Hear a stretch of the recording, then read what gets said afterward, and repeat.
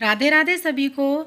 लड्डू गोपाल की बैसाख के महीने में सेवा हमें किस प्रकार करनी है, क्योंकि बैसाख का जो महीना होता है बहुत गर्म होता है, गर्मी अधिक होती है। तो लड्डू गोपाल की जो कुछ विशेष सेवाएं होती हैं जो बैसाख के महीने में देनी होती हैं।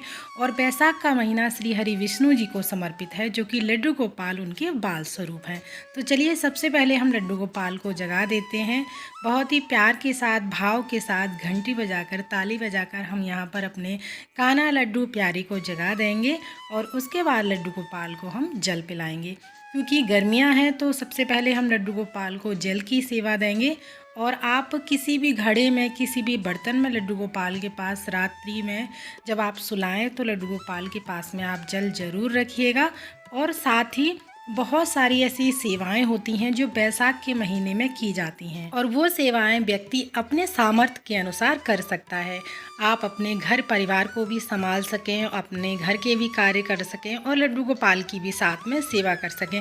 ऐसा कोई एक नियम ले लीजिएगा जो कि आप पूरे बैसाख के महीने कर सकें, जो आपको आसान लगे, इजी लगे, आपको भारी ना लगे, जो कि आप 4 दिन कर लें और बाकी के फिर आप बाकी के दिनों में आप ना कर पाएँ। तो ऐसा ना करिएगा, बहुत ही सरल सी सेवा कोई लीजिएगा।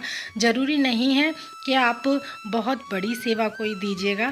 तो सबसे पहले तो लड्डू गोपाल को हमने यहाँ पर जगा लिया है, और इस वीडियो में आप देखेंगे जो भी सेवाएं होंगी मैं आपको विस्तार से बताती जाऊँगी। और इन सेवाओं में से आप कोई भी एक सेवा लड्डू गोपाल की कर सकते हैं, यानी बैसाख के महीने में कर सकते हैं, जो कि हमें करोड़ों गुना फल की प्राप्ति देती है। तो देखिए, आपके घरों में सुबह मॉर्निंग में सभी के घरों में रोटियां बनती हैं। तो अगर आप स्नान करके खाना बनाते हैं, भोजन पकाते हैं, तो लड्डू गोपाल के भोजन के साथ साथ में आपको एक पहली रोटी गाय की निकालनी है। गाय को रोटी खिलाने का या गाय को चारा खिलाने का आप नियम ले सकते हैं, या सुबह ब्रह्म मुहूर्त में उठकर स्नान करने का नियम ले सकते हैं, या गंगा स्नान का नियम ले सकते हैं। पूरे बैसाख के महीने गंगा स्नान का नियम ऐसे ले सकते हैं, आप घर पर ही आप गंगा स्नान कर सकते हैं।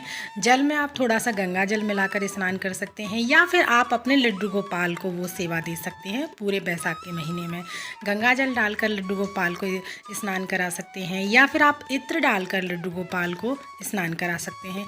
जल में थोड़े से 1 बूंद 2 बूंद इत्र की डाली आपने और लड्डू गोपाल को स्नान करा लीजिएगा। या फिर आप फूल सेवा दे सकते हैं। फूल सेवा कई प्रकार से दी जाती है लड्डू गोपाल को। आप जल में थोड़े से पुष्प डालकर, पुष्प के पत्ते डालकर, आपको जो भी पुष्प मिल जाते हैं, गेंदे के, गुलाब के, गुड़हल के, उनके पत्तों को डालकर या पुष्प डालकर लड्डू गोपाल को स्नान करा सकते हैं, जिससे उनको ठंडकता प्रदान होती रहे। और आप तीसरा ये है कि लड्डू गोपाल को चंदन सेवा दे सकते हैं। जैसे हमने चंदन घोल लिया, अगर आपके पास लकड़ी वाला चंदन है तो बहुत ही अच्छी बात है। अगर आपके पास सूखा बुरादे वाला चंदन है तो आप उसको घोल करके पानी में या गंगा जल में या गुलाब जल में, आप अगर गुलाब जल में घोलते हैं तो वो चंदन तो वैसे ही ठंडा होता है, अगर आप गुलाब जल में घोल सकते हैं तो आप उसको गुलाब जल में घोल करके लड्डू गोपाल के मस्तिष्क पर यानी कपाल पर आपको वो चंदन लगाना है। आप पूरे बैसाख के महीने ये सेवा दे सकते हैं। तो बहुत सारी ऐसी सेवाएं हैं, ज़रूरी नहीं है कि आप ये सारी सेवाएं लड्डू गोपाल को दो। सिर्फ एक सेवा का नियम आप ले लीजिएगा, जो आप में सामर्थ्य हो, आप जो सेवा लड्डू गोपाल को दे सकें। या फिर आप चाहें तो लड्डू गोपाल को, जैसे आपने स्नान करा दिया उसके बाद में इत्र सेवा दे सकते हैं। आप चाहें तो इत्र लड्डू गोपाल के शरीर पर लगाकर हल्की सी मसाज कर सकते हैं, या फिर इत्र लड्डू गोपाल को, जैसे आपने वस्त्र पहना दिए तो वस्त्र पर लगा सकते हैं। ये इत्र सेवा भी कई प्रकार से दी जाती है। फूल सेवा भी लड्डू गोपाल को कई प्रकार से दी जाती है। आप लड्डू गोपाल को फूलों से स्नान करा सकते हो, या फिर जब आप पूजा अर्चना करते हो तो लड्डू गोपाल को फूल डेली समर्पित कर सकते हो पूरे 1 महीने के लिए। या फिर आप लड्डू गोपाल को जब रात्रि को शयन कराते हैं तो लड्डू गोपाल के आसपास आप पुष्प रख सकते हो, पुष्प का फूल बंगला बना सकते हो लड्डू गोपाल के लिए। तो इस प्रकार से आप इत्र सेवा दे सकते हैं, फूल सेवा दे सकते हैं। और आप लड्डू गोपाल को इत्र सेवा मैंने आपको बता दी, स्नान कराते समय इत्र डालकर लड्डू गोपाल को आप बॉडी पर लगा सकते हो इत्र। और लड्डू गोपाल को रात्रि को जब हम सुलाते हैं तो इत्र मालिश भी कर सकते हैं। तो इस प्रकार से आप चंदन सेवा, इत्र सेवा, फूल सेवा पूरे महीने के लिए लड्डू गोपाल को एक सेवा ले सकते हैं। या फिर आप मिट्टी का घड़ा आप किसी को दान कर सकते हो बैसाख के महीने में। और बैसाख के महीने में अगर आप मिट्टी का घड़ा दान कर रहे हैं तो आप उस खाली घड़े को दान ना करें, उसमें जल भरकर ही आप किसी को दान करें, किसी ब्राह्मण को या किसी ज़रूरतमंद को दान करें। या फिर आप ऐसा कर सकते हैं, एक कोई गुल्लक बना लीजिएगा। आप पूरे 1 महीने, बैसाख के महीने 1 रुपया, 5 रुपया, 10 रुपया उस गुल्लक में डाल सकते हैं। गुल्लक में नहीं, या फिर किसी भी जगह लड्डू गोपाल के नाम से उनको रख सकते हैं। पूरे बैसाख के महीने आप 1 रुपये, जितनी आपकी सामर्थ्य है, 10 रुपये कर सकते हैं, 50 रुपये डेली रख सकते हैं। और उन पैसों को फिर आप चाहें तो किसी ज़रूरतमंद को बांट सकते हैं, दे सकते हैं, या फिर आप इसका किसी प्रकार से भोग प्रसाद बनाकर या मार्केट से ला करके वो वितरण कर सकते हैं। और जैसे आप लड्डू गोपाल को जो सेवा दे रहे हैं वो दे रहे हैं, एक सेवा और है जो कि बहुत सरल सेवा है। ये सेवा हर कोई कर सकता है और ये ज़रूरी नहीं है कि आप पूजा घर में ही बैठे हों तभी आप ये सेवा दे सकते हैं बैसाख के महीने में। तो देखिए, आप 21 बार या 108 बार, हो सके तो 21 बार या 11 बार राम नाम जप का आप नियम ले सकते हैं। ये आप कहीं भी बैठे हैं, कोई भी कार्य कर रहे हैं, किचन में कार्य कर रहे हैं, तब भी आप ये कर सकते हैं। और दिन में 1 बार नहीं, जितनी बार आपको याद आता है आप उतनी बार श्री हरि विष्णु जी का या श्री राम जी का स्मरण कर सकते हैं, यानी चिंतन कर सकते हैं।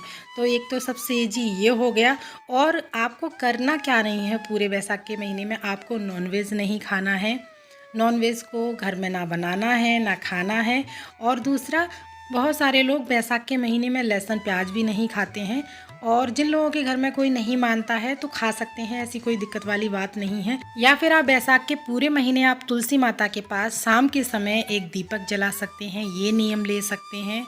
और सूर्य देव को आप 1 लोटा जल सुबह मॉर्निंग में समर्पित कर सकते हैं। तो बहुत सारी ये छोटी छोटी सी जो सेवाएं हैं और हमें इनका जो फल है वो करोड़ों गुना प्राप्त होता है। तो आप ये छोटी छोटी सेवाएं कर सकते हैं अपने टाइम के अनुसार, अपने सामर्थ्य के अनुसार। बैसाख का जो महीना होता है वो गर्म होता है और दिन भी बड़े होते हैं, तो इन समय में जो भी आप नियम लेंगे वो आसानी से फॉलो कर सकते हैं, इसमें कोई दिक्कत नहीं आने वाली है। क्योंकि कार्तिक के महीने में और माघ के महीने में सर्दियाँ होती हैं, माह के महीने में तो अधिक सर्दियाँ होती हैं, कार्तिक के महीने में स्टार्टिंग होती है सर्दियों की।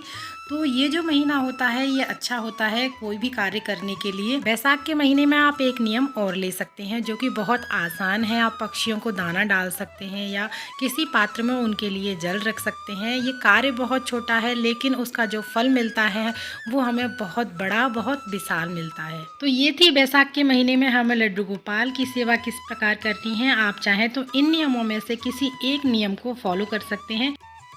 तो फिर मिलते हैं अगली किसी और वीडियो में, तब तक के लिए आप सभी को राधे राधे।